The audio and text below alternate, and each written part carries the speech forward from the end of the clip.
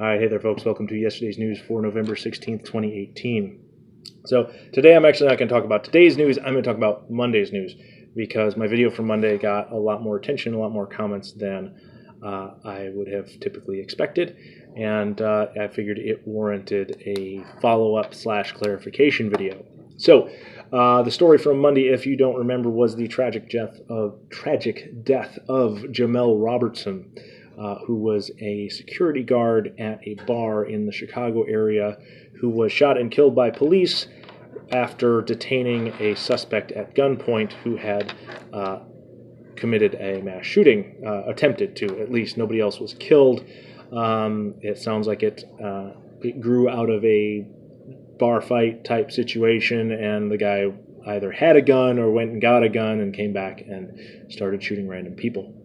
So unfortunately, the news has not clarified the incident because everybody's too busy talking about the racial aspect of the story, which is probably not, well, I'll get into that. That was one of my points from Monday's video, which is what got all the comments. So all the comments, either, at least the ones that I skimmed through because there were more than I could read, were somewhere between either missing my point completely or illustrating it quite nicely. And so let me clarify. So to those who missed my point, I at no point did I say racism is never the problem. Like, that's not my point. And I'm not making any claims about, you know, the fairness of white victims versus black victims or anything like that. I really don't care about that. I'm not offended that they don't cover the stories when white people get in these situations. I don't like that they're bringing race into the issue to try and stir up controversy where there maybe isn't any. So my point is not that racism is never the problem. It's that it's not always the problem. And it shouldn't, because it's not always the problem, it shouldn't be the default assumption every time there is a black victim. That attitude, A, is kind of racist, and B, perpetuates racism because it brings people into the conflict, like choosing sides in a conflict that maybe, you know, in this case, it's like, I'm on the side of the concealed carry permit holder who got shot by a trigger-happy cop. You know, I don't care what color he is. I don't care what color I am. I don't care what color the cop was.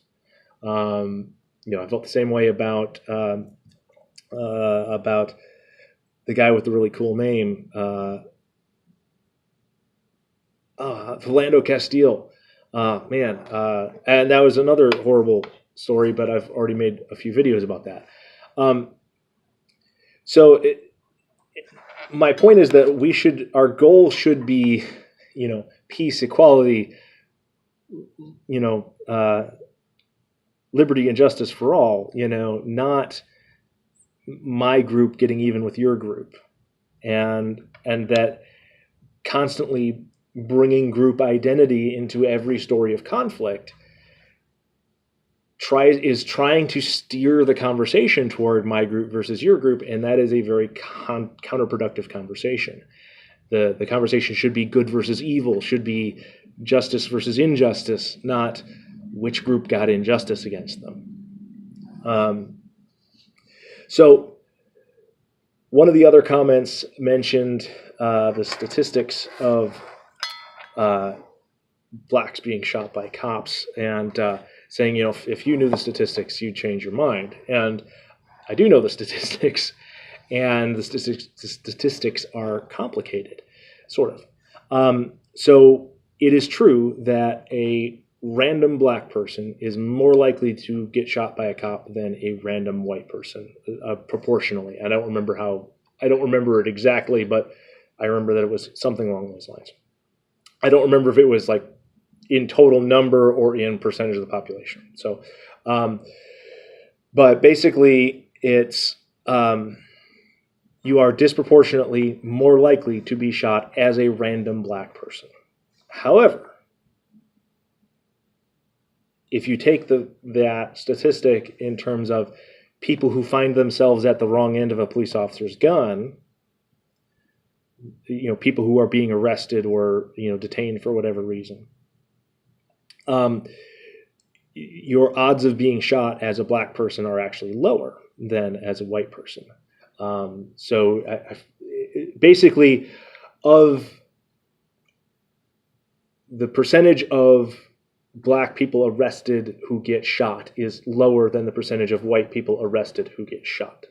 So what that means is that the police are actually more hesitant to pull the trigger when it's a black person on the other end, probably because of all this socio-political stuff and all of the drama and publicity and all that, which you can't really blame them for thinking that. And I mean, hey, anything that makes them hesitate and be less likely to shoot people, like, I'm good with that. I don't care if it's disproportionately one color people or another. Anything that gets those numbers down, I'm happy. So, but the truth is, so what that statistic exposes is that you're way more likely to find yourself on the wrong end of a police interaction if you're black. And might surprise some of my more right-leaning people that I'm going to say this, but that is a function of institutional racism. Now, where I'm going to confuse people is I'm going to say that there is no institutional racism anymore. It's all gone, but it wasn't gone 50 years ago, and it was very heavily in effect from the 30s to the 60s.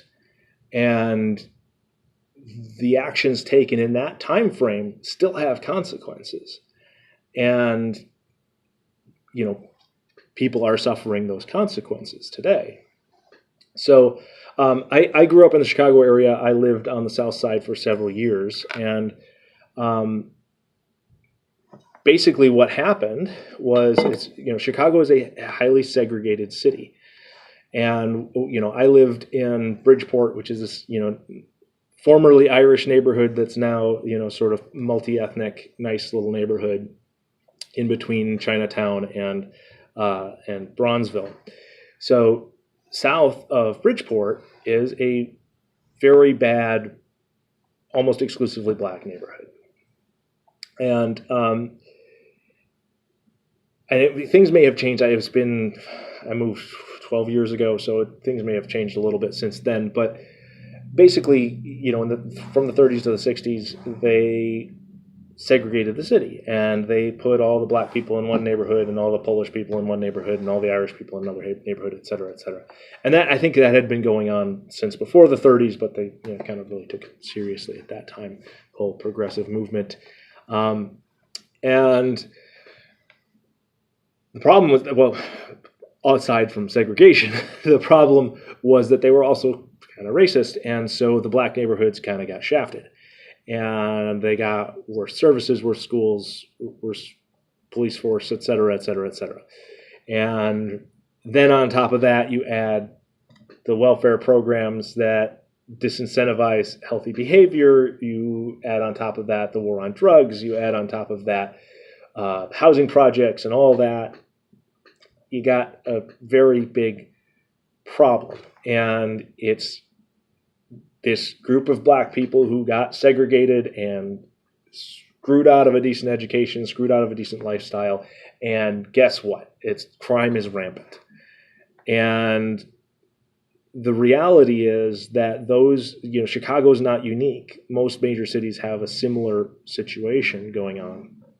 And so those neighborhoods actually account for most of the crime in the country. And so because it was blacks who were the victim of that segregation scheme 100 years ago, it's blacks who are suffering the consequences now of high crime neighborhoods.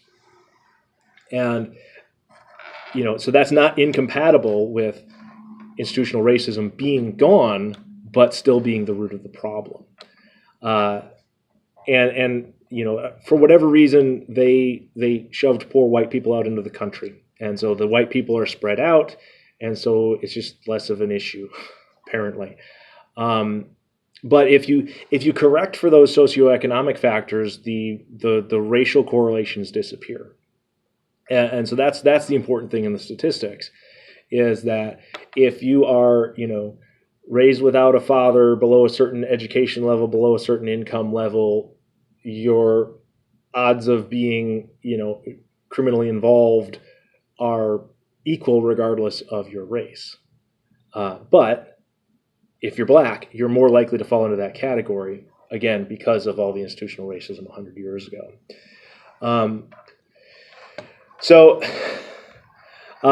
Then those who illustrated my point very well, I know I'm already 10 minutes into this,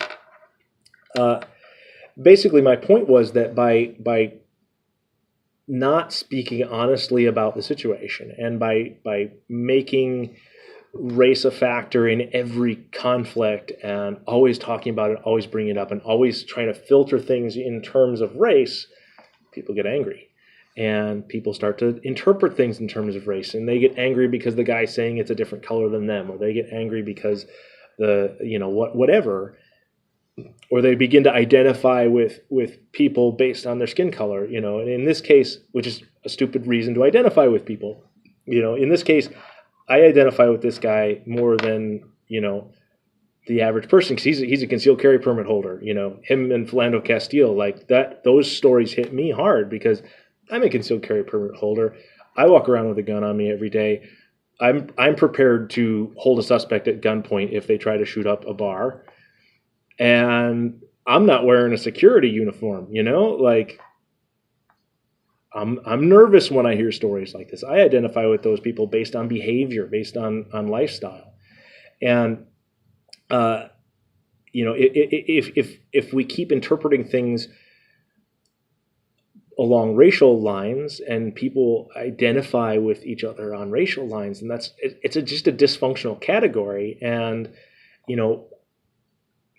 here's the thing: whatever lines we use to divide people up for categorization, for whatever analysis purpose, which it's part of life. You got to group people into categories, mental shortcuts, etc. It's part of life, right? But whatever category society groups people along, you're going to have conflict develop along those lines. And when you have,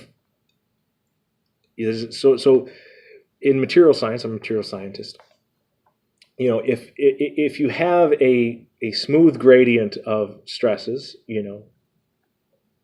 your material's less likely to fail. But if you concentrate that difference in a smaller space, you get higher actual shear stress, and it's more likely to fail. So there's an analogy between shear stress and social conflict here. If you have an artificial boundary that is a binary boundary, either you're in or you're out, and you categorize people and you do statistics along that boundary, and conflict inevitably will form along areas of disparity, the sharper you draw those lines, the more likely that conflict is to turn nasty. And so that's one of the main reasons why I think race is a really bad idea as a category to put people in, because it's a hard binary. And so it's like it's very easy to get tribal and build conflict where it doesn't need to be. And whereas, if we're grouped by, more variable things, then, that's the odds of that coalescing into a severe conflict go down. So, basically what I saw in the comments was people who have been influenced by this constant drumbeat of making everything about race, and they're identifying with this guy based on his race, and they're identifying with the problems in the inner cities based on race, and that's not good, because we can't solve the real problems if we're distracted and angry about a statistical anomaly, about a corollary effect, about something that happened 100 years ago. Yeah, I hope that clarified things. Maybe I'm going to get another 100 angry comments calling me a racist for saying race shouldn't matter on this video, but race shouldn't matter, so I'm going to keep saying it. And so if you like this, like, share, subscribe, and if only a few people comment, I will address those comments individually. If there's another comment storm, I will probably ignore it. So, all right, good to talk to you all, and I hope I see you again soon.